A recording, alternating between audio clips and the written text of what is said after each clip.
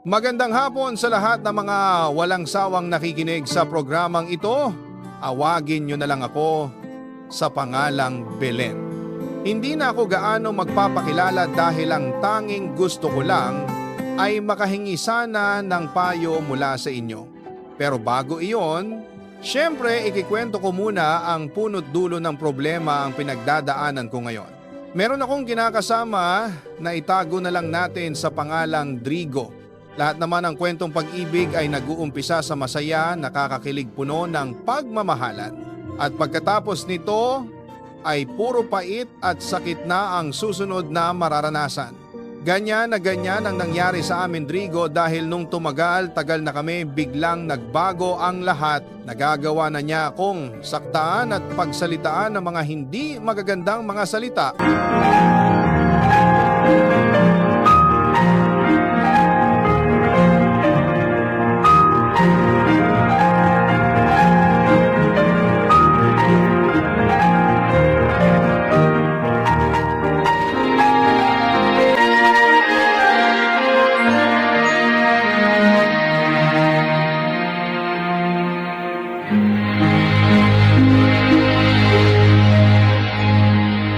Ay naku, mag-aalas 12 na ng gabi ah. Di pa rin siya nakakauwi. Hindi naman siguro uuwi yung isang yun.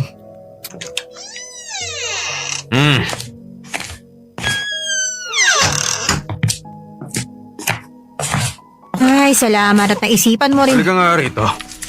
Aray! Ano ba? Nasasaktan ako, Drigo ah. Bakit na naman ba? Bakit ka naman nagsusumbong kay mama? Bata ka ba na sumisip-sip? Hindi mo man lang ako inausap bago ka nagpunta sa kanila? Dahil alam ko naman kasi na hindi mo ako papakinggan. Kaya dumiretso na lang ako sa mga magulang mo. Sa kanila ka lang naman nakikinig eh. Hindi naman sa... Kahit na! Saka paano ka nakakasiguro na gumagamit nga ako ng droga, ha? Nakita mo ba akong gumagamit doon? Hindi naman, di ba? Ay nako.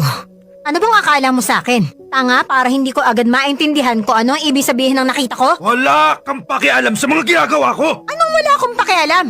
Nagsasama pa rin tayo, Drigo. Ibig sabihin nun, may karapatan ako sa buhay mo. Kaya kung kaya ko, itatama ko yung buhay mo. Kaya nagsusumbong ka, ganon. Ano namang masama dun? Dahil ganyan ang reaksyon mo, tingnan mo nga. Mas lalo ko naisip na tama nga ako na gumagamit ka nga. Alam mo, manahimik ka na lang, ha? Dahil kung hindi, konti-konti na lang matatamaan ka na talaga sa akin. Ano naman ako mananahimik kung nakikita kong hinahayaan mong masira yung buhay mo, ha? Diyos ko naman, Drigo. Alam mo kung ano ang mangyayari sa'yo kapag hindi ka tumigil sa kalokohan mong yan. Sabi ko na manahimik ka. Hindi. Ikaw ang itigil na yan. Walang maganda may dudulot sa'yo. Tingin ka ba? O tatanga-tanga ka? Sabi ko na nga manahimik ka eh. Kuta ka pa rin ako da! Ayoko lang naman na... Huwag ka na magsalita kung ayaw mong masaktan ulit. Huwag mo akong pinapakialaman sa mga gusto kong gawin, ha? Naiintindihan mo ako? Kapag ikaw pinainit mo yung ulo ko, hindi lang sampay ang aabutin mo sa akin.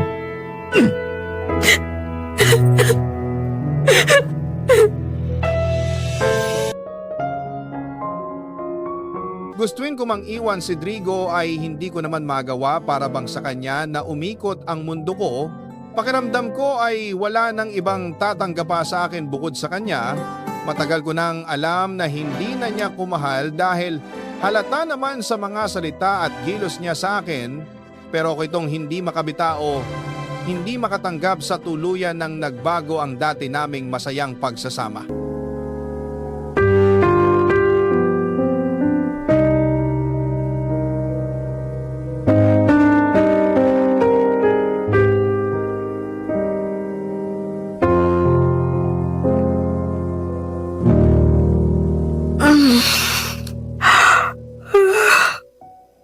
Mag-aalauna pa lang ng umaga. Ay nako, sabi ko na nga ba eh. Hindi pa rin sila tapos. Ay, pre. Tama na yan. Kanina ka pa inom ng inom eh. Ay, magagalit sa'yo ang asawa mo kapag masyado kang nalasing. Hayaan mo siya. Wala akong pakialam doon. Alam mo, naawa na nga lang ako sa kanya. Ha? Naawa? Bakit? Alam mo naman, di ba, namatayan kami ng anak noon. Kung iiwan ko pa siya, baka mamaya bigla na nga lang magpakamatay yung babaeng yan. Kasalanan ko pa. Ibig mong sabihin, hindi mo na mahal? Hindi na, no? Sige, gaganyan-ganyan ka pero kapag ikaw iniwan nun, baka mamaya ikaw pang magmamakaawa sa kanya. Yun, iiwan ako. Imposible. Wow! Yabang ah! Seryoso ako. Hindi yun magagawa ni Belen. Patay na patay nga sa akin yun eh. Saka hindi niya ako magagawang tiisin. Kaya hindi niya rin ako kayang iwanan. Pustahan tayo. Hindi talaga. O siya, sige. Sabi mo eh. Basta ang akin lang naman, baka pagsisihan mo sa bandang huli kapag nawala yun sa'yo. Asa? Hindi, no? Madami-dami pa namang magagandang babae dyan. Hindi siya kawalan sa akin. Kung iwan niya ako, iwanan niya ako. Mas maganda nga yun eh. Siya yung bibitaw. Siya yung mangiiwan kaya wala lang sa akin yung sisi. Diba? Si Raulo ko talaga.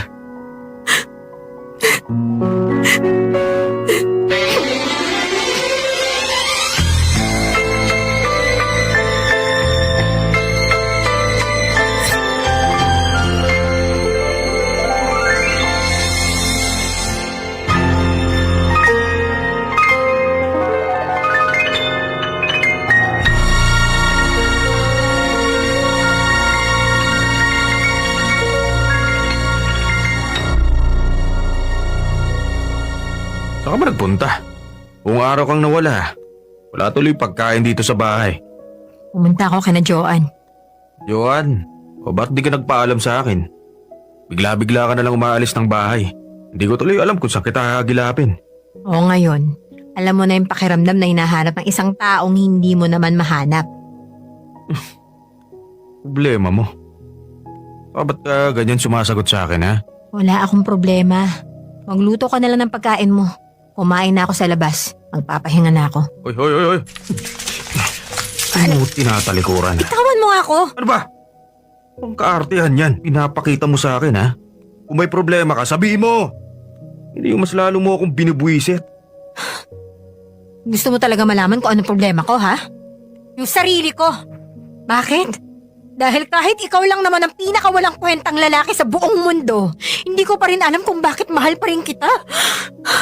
Hindi ko alam kung bakit andito pa rin ako sa'yo, nagtitiis sa'yo. Wala naman akong sinabi sa'yo na mahalin mo ako ng ganyan ha. At mas lalong hindi ko hiniling na tiisin mo yung ugali ko. Ayaw mo na. Pagod ka. O di, alis ka na. Bitaw na. Para ano? Para hindi mapunta sa'yo ang sisi? Kasi yung mga iniiwan, sila yung mas kawawa. Mas kinakampihan. Ayos ka rin eh, no? Hanggang sa dulo, wala kang inisip kundi ang sarili mo. Oy, bakit? Totoo naman yung mga sinabi ko ha. Talaga? O ayaw mo lang na iwan ako kasi naaawa ka sa akin? Naaawa. Ano ba yung pinagsasasabi mo? Hindi mo alam kung gaano ka kahirap mahalin. Hindi mo alam kung ano ang mga sakripisyo ko para sa'yo. Kung paano ako nagpapakatanga para lang sa'yo. Pero ano naging kapalit ng lahat ng yun? Wala. Sinaktan mo lang ako. At eto naman akong si tanga. Hinahayaan ka lang sa mga ginagawa mo. Trigo, pagod na ako. Pagod na ako sa'yo.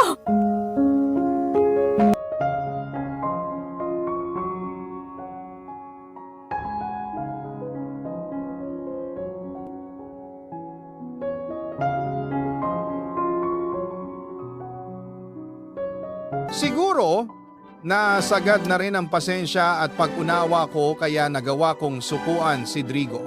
Ganon nga siguro yun, no? Mismong mundo na ang gagawa ng paraan upang ayawan mo na ang isang tao.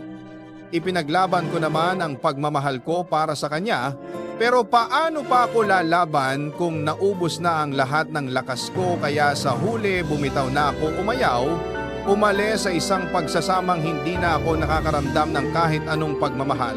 Sa paglipas ng ilang taon ay pinagtuunan ko ng pansin ang sarili ko ng buhay. Nagtrabaho ako ng mabuti at dahil sa malaya na ako, nagkaroon ako muli ng maraming kaibigan at isa na nga roon ay si Arvena.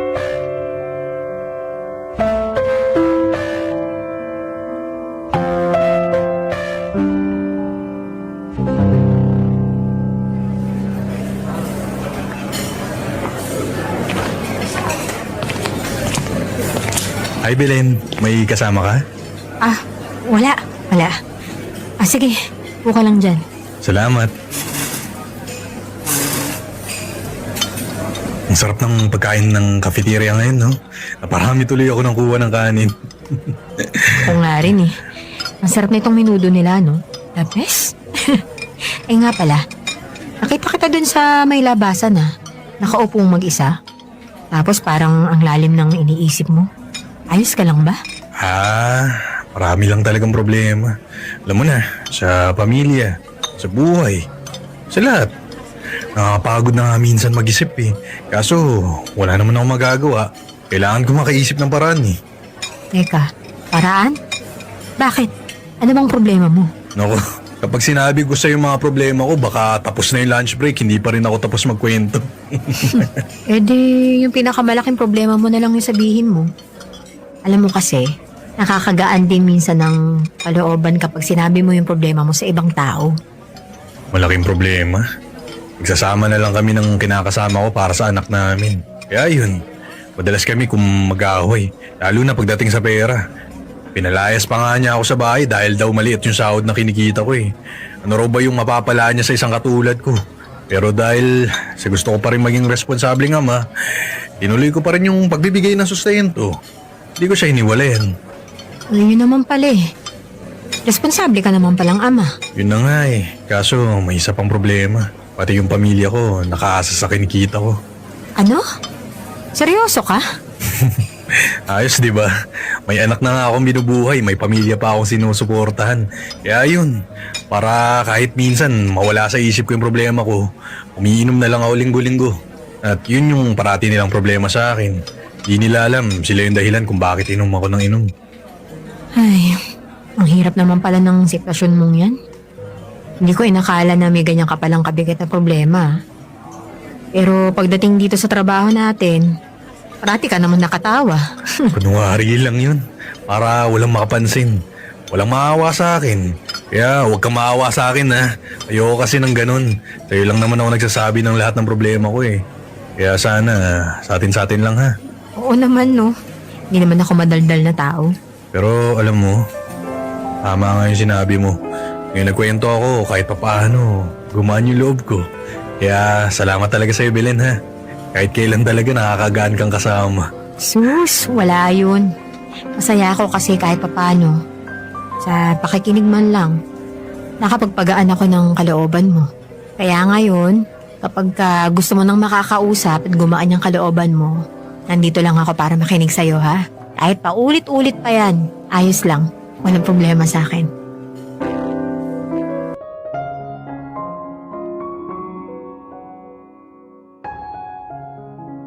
Nang dahil kay Arvin ay parang nagkaroon ako ng kakampi sa mundo, dito ko kasi nakita na meron din pala nakagaya kong naging miserable sa buhay, nasasaktan, binabaliwala, hindi minamahal.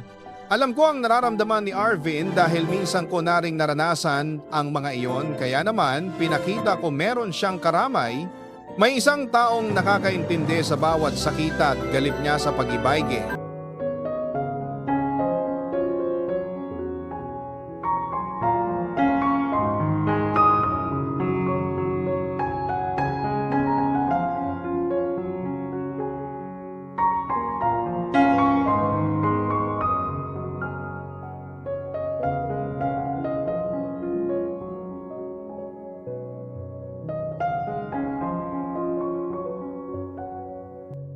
Hindi rin nagtagal, ay naging malapit kami ni Arvin sa isa't isa na nauwi na nga ang lahat sa matamis na pag-iibigan.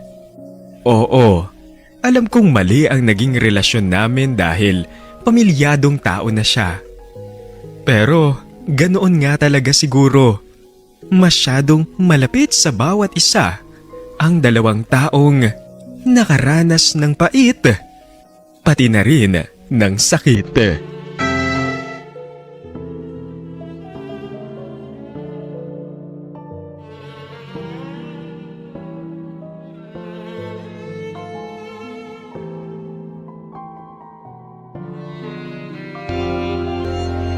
Sarap naman tumambay dito.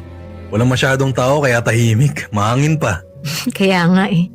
Kaya dito ako parating pumupunta kapag gusto ka ng napakatahimik na lugar. Oo nga pala, malapit na yung monthsary natin. Anong gusto mong gawin? Ikaw nang bahala. Basta ako kahit ano lang. Ano kaya, di pa kasi malaki yung budget ko para sa date natin eh. Kakabigay ko lang kasi ng pera kay Marie. Kaya medyo kakayod muna ako bago kita ma-date sa labas. Kung sa bahay ko na lang kaya tayo. Sigurado ka? Oo naman. Doon na lang tayo. Tapos pagluluto na lang kita ng paborito mo. At least doon, walang gastos. 'Di ba? O ano sa tingin mo? Pwede naman. Sige, ako na yung bahala sa... Ay, teka, may tumatawag sa akin. Sandali lang ha. Sige. Ayan. Ay, si Marie pala yung tumatawag. Medyo sira kasi yung cellphone ko eh. Okay lang ba kung naka-loudspeaker? May diferensya kasi yung volume nito eh. Sige, ayos lang. Hindi na lang ako mag-iingay. Okay, salamat. Hello? Bakit ka ba napatawag? Kulang yung perang binigay mo sa akin. Kulang pa? Sakto na yung binigay ko sa iyo ah. Kulang nga. Hindi ka ba makaintindi? Paano naman nagkulang yun? Sinabi mo sa akin lahat ng pangangailangan ni Sofia, di ba? Binigay ko naman, tapos kulang pa pala. Tumaas nga kasi ang nagtatong bata kahapon kaya dinala ko sa ospital. Yung binigay mo sa aking pera, yun ang ginamit ko kaya wala na. Ano, malinaw na ba? Dami pang tanong eh. Sige. Hanap ako ng paraan. Siguro manghiram na lang ako. Bakit ka ba manghihiram? Wala ka bang natatabi dyan? Wala. Alos lahat, binigay ko na sa'yo. Ano ba yan, Arvin? Kahit kailan naman talaga, wala kang pakinabang? Diyos ko, hindi ka man lang marunong mag-ipon. Paano ako makakaipon eh? Alam mo naman kung ano lang yung sweldo ko, di ba? Yan na nga ba yung sinasabi ko eh. Alam mo, wala ka talagang kwenta. Na hindi yung wala mabigyan ng magandang buhay ang anak mo. Hanggang na lang ba ang kaya mong gawin, ha? Marie naman, alam mo ginagawa ko yung lahat para maging mabuting ama sa anak natin.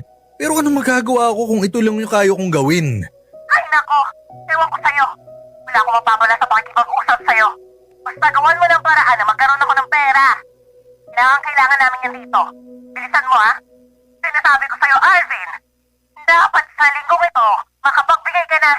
Pero... Sige na, bye. Ay, panibagong problema na naman. Pasensya ka na, Belen ha. Kailangan mo pang marinig yun. Ano ka ba? Ayos lang. Ganyan ka ba parating kausapin ni Marie? Oy, mabait pa nga yun ngayon. Madalas, busog na busog ako sa mga mura nun. Lalo na kapag pera yung problema. Grabe. Wala man lang ba siyang mahihiraman ng pera? At kailangan ikaw ang gigipitin niya palagi ng ganyan? Kahit kailan di gumawa ng paraan si Marie para magkapera kapag nagkukulang ako. Lahat sa akin ang gagaling. Hindi naman ako pwedeng magreklamo kasi syempre, responsibilidad ko nga naman yun. Teka, gusto mo pahiramin muna kita ng pera? Naku, wag na babe. Problema ko to. Kaya ako na yung gagawa ng paraan. Ganun din naman yun eh. Manghihiram ka rin. Kesa sa iba ka manghiram, sa akin na lang. Tatanungin ni Marie kung kanino ako nanghiram. Baka malaman niya yung tungkol sa atin. Tsaka nakakahiya sa'yo. Kaya wag na, kaya ko to. Makakahanap din ako ng paraan. Sigurado ka ha? Kasi ayos lang naman talaga sa akin eh. Hindi na. Ayokong tumatak sa isip mo na nakipagrelasyon ako sa'yo dahil sa pera mo. Nandito ako kasi mahal kita at ayokong abusuin yung pagiging mabait mo sa akin. Alam mo, hindi ko naman iniisip yan eh. Kahit na, ayos lang naman talaga ako. Salamat dahil gusto mong tumulong pero wag na. Sige, ikaw ang bahala.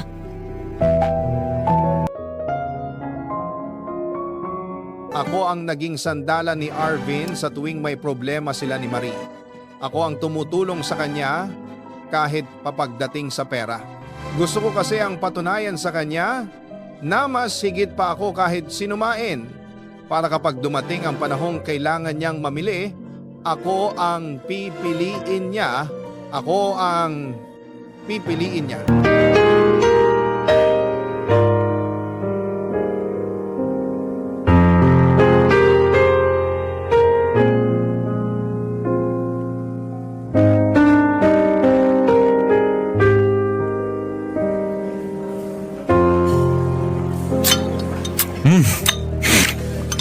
sarap talaga nitong in-order natin, no? Salamat dito, babe, ah. Ano ka ba? Wala yun. Kung may gusto ka pa, sabihin mo lang ha. Nako, ayos na ako rito. Ang dami na nga nito eh. Oo, teka lang. Dahan-dahan lang. Baka malagyan ng dumi ang damit mo. Puti pa naman yan. Ayos lang yan. Gumagamit naman ako ng Pride detergent. Di lang puti, kisla puti. Sige. Ikaw ang bahala. Alam mo, sa totoo lang, ngayon lang ulit ako nakakain ng ganito eh. Talaga? Oo. Paano kasi, parati akong tinitipid sa pera ko. Lalo na kapag malayo pa yung swelduhan. Mahirap na kasi, baka mamaya biglang kailangan pala ng pera. Wala naman ako mahuhugot. Huwag kang mag-alala. Dadarasan natin ang pagkain dito. Ako nang bahala sa'yo. Huwag na. Nakakahiya naman, parati na lang ikaw yung nanglilibre sa akin. Ayos lang yun, no? Huwag mo kasing isipin na porkit ikaw ang lalaki, ikaw na lang dapat ang palagi may sagot sa lahat. Kung sino lang yung nakakaluwag sa atin, edi yun yung sagot. Imposibleng mangyari yan sa akin. Yung makakaluwag. Parati ako nagigipit eh. Hindi ko man lang mabilan yung sarili ko ng bagong wallet. Teka, papakita ko sa yung itsura ng wallet ko. Ito. Teka, ito ang wallet mo. Oo, kung nagsasalita lang to. Sasabihin niya sa akin, ipahinga ko na raw siya. Sirang-sira na nga yung wallet, parati pang walang lamang pera. Teka, bakit hindi ka man lang bumili ng bago? Meron naman dyan sa bangketa, yung mga mura lang. Yung perang ipambibili ko ng wallet, pamasahe ko na yun ng 2 araw. Ay, sige. Pagkatapos natin kumain, pupunta tayo sa loob ng mall para bumili ng wallet mo, ha? Bibilhan kita. Huh? Huwag na! Oh, bakit? Ako naman ang bibili. Kahit na, hindi ako mahilig sa mga material na bagay. Mga hindi ko naman kailangan yan eh. Tsaka nilibre mo na nga ako ng pagkain tapos bibilan mo pa ako ng bagong wallet. Parang inaabuso naman kita kapag ganun. Ikaw lang naman kasi nag-iisip ng ganyan. Gusto ko lang naman na kahit papaano mapagaan yung kalooban mo. Alam ko namang ang dami-dami mo nang iniisip ngayon eh. Makasama lang kita o kahit makausap. Magaan na yung pakiramdam ko. Kasi kapag ikaw yung kasama ko, nakakalimutan ko yung mga problema ko sa buhay. Pero babe, Okay lang ako. Hindi mo kailangan maglabas ng pera para lang mapasaya mo ako. Tsaka yung gusto ko, kung bibili man ako ng bagong gamit ko, yung pinaghirapan ko, hindi yung galing sa ibang tao. Naiintindihan mo naman ako, di ba? oo naman. Kaya thank you na lang. Pero masaya na ako dito sa libreng pagkain.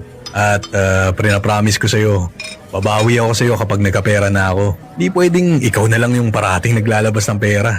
Dapat ako din.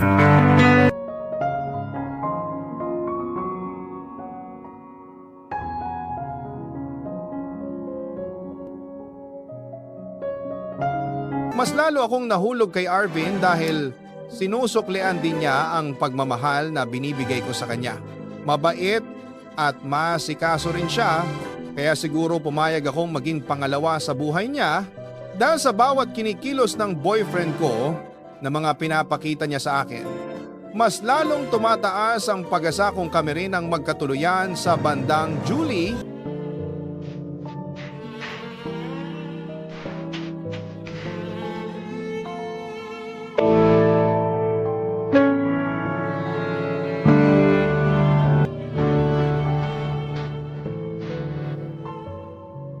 Saan na kaya yun?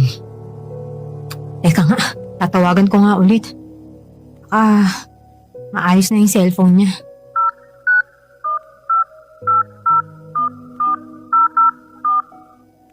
The subscriber cannot be reached. Please try again later.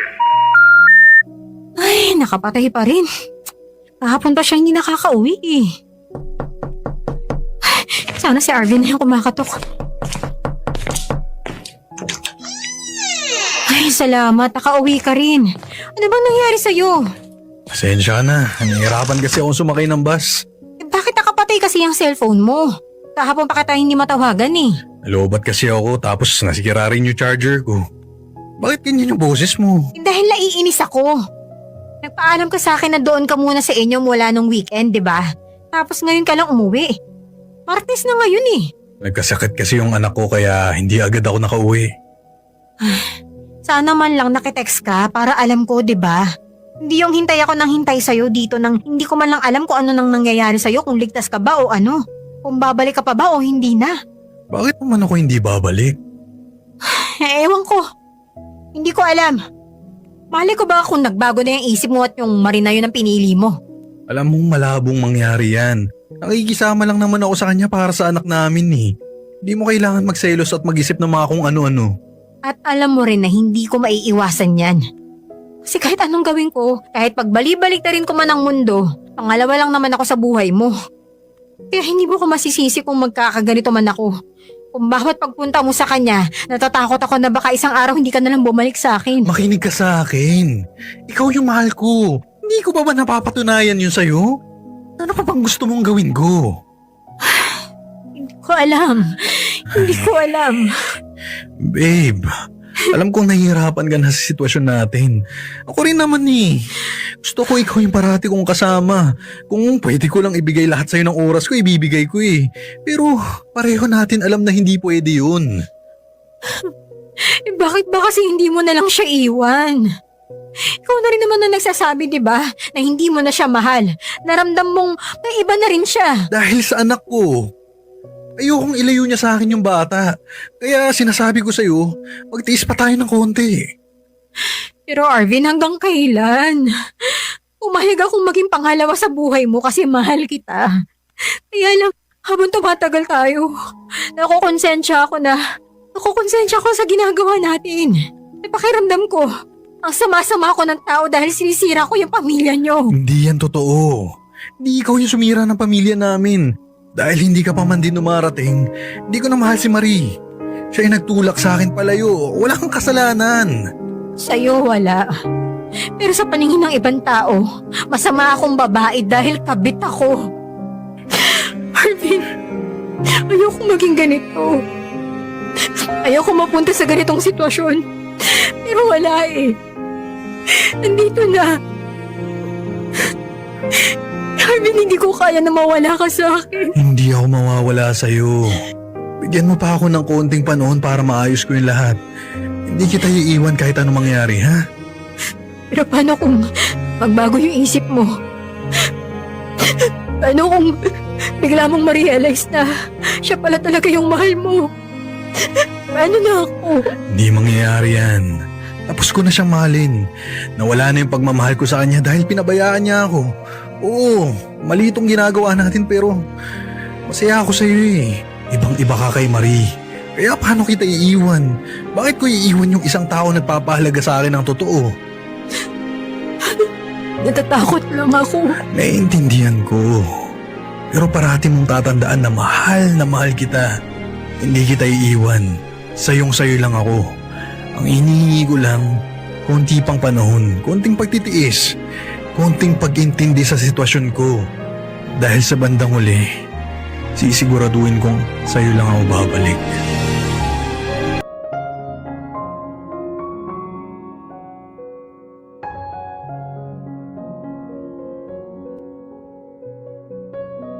Alam ko naman na para lang akong umaasa sa wala, pero hindi ako makabitaw sa pagmamahal ko para kay Arvin. Siya lang ang tanging taong nakahintindi sa akin ang tumanggap sa buong pagkatao ko, kaya hindi ko alam kung tama bang maghintay ako kung kailan siya magiging malaya o papakawalan ko na lang siya ng tuluyan na sana ay matulungan ninyo ako, mga idol. Maraming salamat sa mga payong ibibigay ninyo sa akin. Hanggang dito na lang. Dalena, mga kaibigan, bago tayo magtapos ngayong gabi, gusto ko munang kausapin kayo. Hindi bilang narrator, kundi bilang isang taong katulad nyo na minsan ding napagod, nasaktan, nagmahal, nagkamali at patuloy pa ring lumalaban sa buhay. Sa dami ng kwentong naririnig natin dito gabi-gabi, hindi ba't may mga sandaling parang may kapareho sa atin? May mga tagpong biglang tumatama, mga salitang hindi natin inasahang mapapakinggan, pero yun pala ang matagal na nating iniiwasang maramdaman. Kung ngayong gabi ay may parte ng kwento na parang ikaw o parang taong kilala mo, o parang sakit na tinago mo. Hayaan mong sabihin ko ito, hindi ka nag-iisa kahit gaano kabigat, kahit gaano nakakapagod. Alam kong may mga gabi na sa ngiti mo, nakatago ang lungkot na hindi mo masabi kahit kanino. May mga umagang gigising ka na parang paulit-ulit ang laban at may mga hapon na iisipin mo kung bakit kailangan pang masaktan ang mga taong marunong magmahal. Pero kaibigan, ang kwentong narinig natin ngayong gabi, tulad ng lahat ng kwento rito, ay hindi lang tungkol sa pagkakamali, tukso, o paghihigante. Hindi lang ito tungkol sa taong nanakit o sa taong iniwan. Ang kwento natin ngayong gabi at sa bawat gabing nandito ka ay tungkol sa katotohanang tayong lahat ay may kanya-kanyang sugat na kahit hindi natin ipinapakita ay may silbi, may aral, may dahilan. May mga lihim na hindi nasabi, may mga pangako na hindi tinupad, may mga pagmamahal na hindi nasuklian, at may mga taong sumuko bago pa natin maintindihan kung bakit nila ginawa, pero hindi ibig sabihin tapos na ang lahat. Dahil sa bawat dulo ng kwento, may isang taong natuto, may isang pusong nagbago, at may isang buhay na umusad kahit sugatan. At kung ikaw man ay napagod o nasaktan o naligaw o nahulog sa maling tao o nagmahal ng hindi dapat, hindi ka masamang tao dahil doon. Isa ka lang sa milyon-milyong taong naghahanap ng pagmamahal sa mundong madalas manakit at kung minsan, hindi kailangan ng hustisya o paliwanag, kailangan lang ng katahimikan para makapagpahinga ang puso. Kaya kung hindi man maganda ang araw mo ngayon o mabigat ang linggong dumaan o may iniiyakan kang hindi alam ng kahit sino, gusto kong malaman mo na may bukas na darating na mas magaan, mas maliwanag, at mas naaayon para sa iyo. At kahit hindi mo paramdam ngayon, darating yon. Dahil lahat ng sugat, may panahon ng paghilom. Lahat ng mali, may araw ng pagtutuwid. At lahat ng pusong nabasag, may paraan para mabuo muli. Mga kaibigan, salamat sa pakikinig, sa pagbabahagi ng oras at sa pagpayag na samahan ko kayo sa mga kwentong minsan mas masakit pa sa totoong buhay. Bawat gabing nandito ka, huwag mong kalimutang may natututunan ka rin. At baka sa susunod na episode, hindi lang kwento ng iba ang pakinggan mo, kundi kwento mo rin o ang sagot sa tanong na matagal mo nang hindi masabi kahit sa sarili mo. Magpahinga ka na, mag-ingat ka. At sana, sa gitna ng lahat ng sakit at gulo, huwag mong kalimutang mahalin ang sarili mo. Hanggang sa susunod na gabi, dito lang tayo muli magkikita sa mga kwento ng pag-ibig, pag-asa at ng tunay na buhay. Magandang umaga at isang mainit na pagbati sa lahat ng tapat na tagapakinig ng Dear Papa Dudut.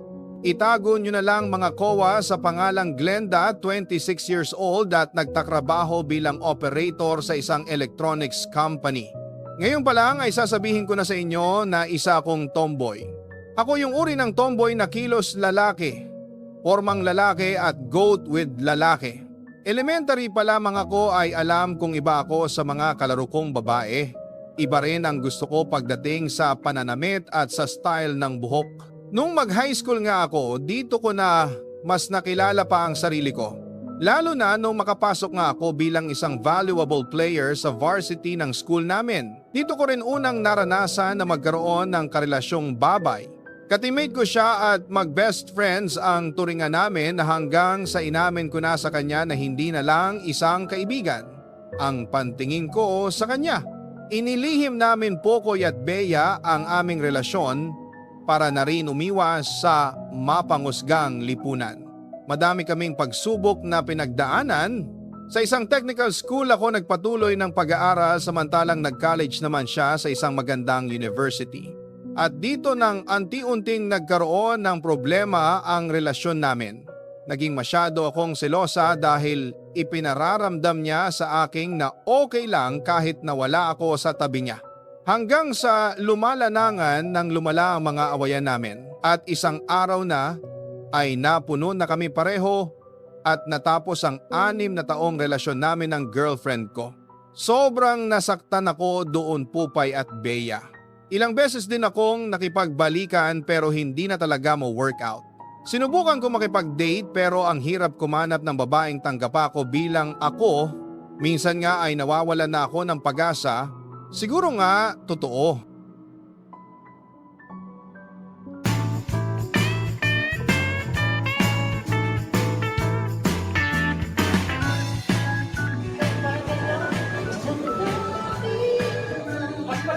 Uy, Glenda, halika pasok ka, kain ka. Bakit naman kasi ngayon ka lang? Muntik ka patuloy maubusan ng Shanghai. Buti na lang na ipagtabi kita. Umuwi pa kasi akong bahay kasi ang totoo niyan, nalimutan kong bitbitin kanina tong regalo ko para sa'yo. Oh, happy birthday. Ikaw naman, nag-abala ka pa. Pero salamat dito, ha? O, plato mo. Kuha ka na lang ng pansit dyan. Kukunin ko lang sa kusina yung Shanghai. Oh, sige. Ay, wala nang baso. Ano ba yan? Nakuha pa naman ako. Saan kaya si Anna? Matanong ko nasa ibang plastic cups. Nasa kusina. May kinukuha lang. Ay, ganun ba? Sige, puntahan ko na lang doon. Thanks. O, Rachel, saan ka pupunta? Pupuntahan sana kita sa kusina kasi wala ka ng plastic cups dito sa mesa. Ay, ganun ba? Sige, maglalabas ako mamaya. O, Glenda, ito na yung Shanghai na tinabi ko para sa'yo. Salamat. Oy, Ana, sabi mo kanina ubos na yung Shanghai. Sana all pinagtatabi ng Shanghai. Baliw ka talaga. Saktong-sakto yung mga pangyayari. Buti na lang umuwi ng Bicol yung ka-roommate mo at nabakante yung isang kwarto. Oo nga eh. Umuwi na kasi galing abroad yung boyfriend niya. Sabi niya magpapakasal na rin daw sila. Ayos ah. Nga pala, baka hindi rin ako magtagal dito. Bakit naman? Kasi nga, yung branch ng pawn shop namin dito, ako muna yung magkakahera habang naka-maternity leave yung katrabaho ko. Pero siguro mga 3 to 4 months, babalik na rin siya. So, babalik na rin ako dun sa branch ko talaga na malapit sa bahay namin. Ganun ba? Pansamantala ka lang pala dito. Anyway, gusto mo na bang makita yung kwarto mo? Pwede rin naman para maayos ko na itong mga gamit ko.